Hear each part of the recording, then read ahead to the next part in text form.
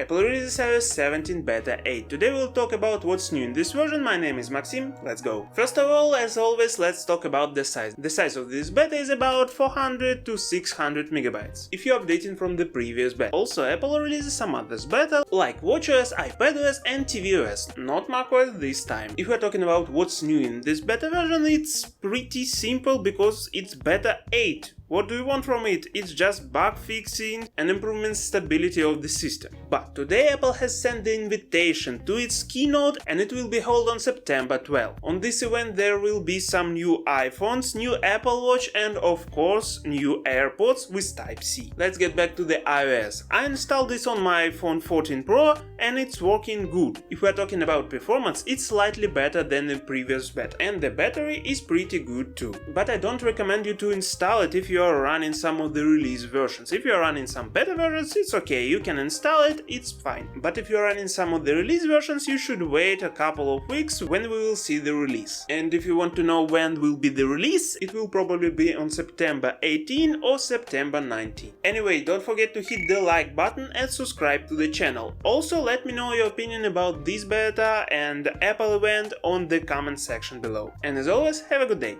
Bye.